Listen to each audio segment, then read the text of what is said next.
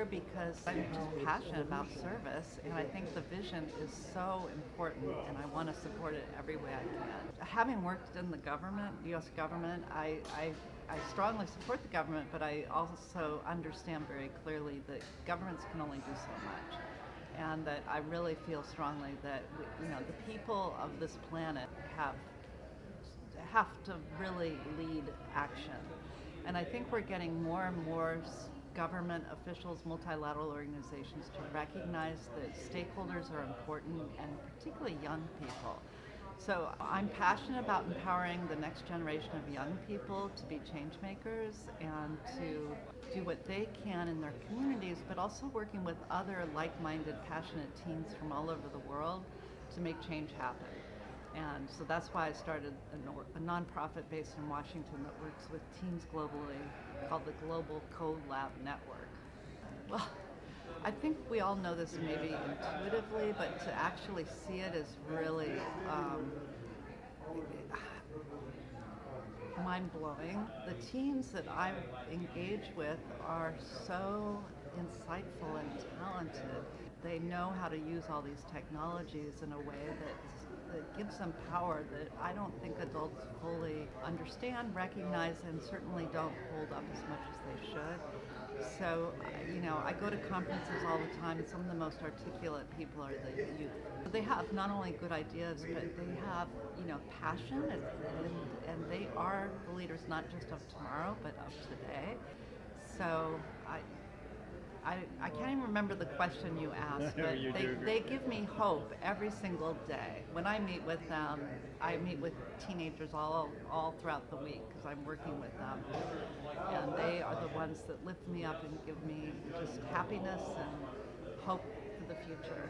When I was a teenager, I really could care less about being a change maker.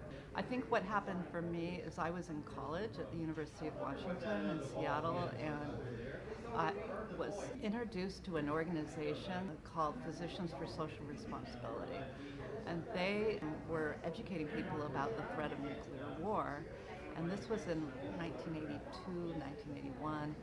And I just literally overnight became like terrified and also highly motivated to get involved and volunteer and do everything I could to address that challenge.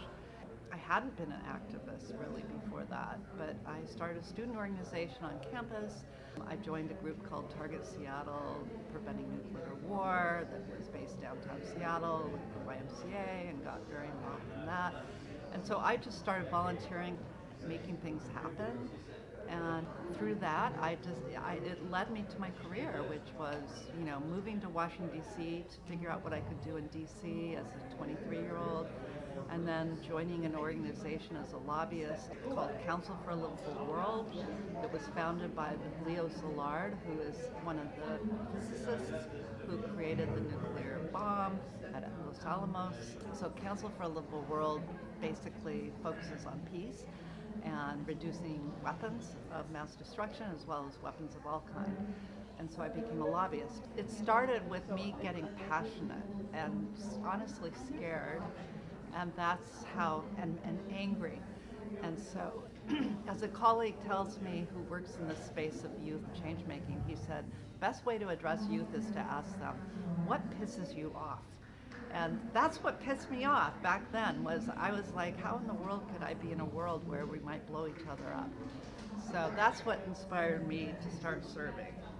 Just don't be afraid, jump in, don't be afraid that you're not going to be accepted or successful or popular. Just jumping in is a huge success. And I jump in all the time and it doesn't click. I'll jump into something, it doesn't click, or it doesn't feel right, and I just pull out and jump into something else. You gotta just start. Get involved, start. You'll find your groove, you'll find your tribe, you'll find your people, your passion, but you gotta just be willing to jump.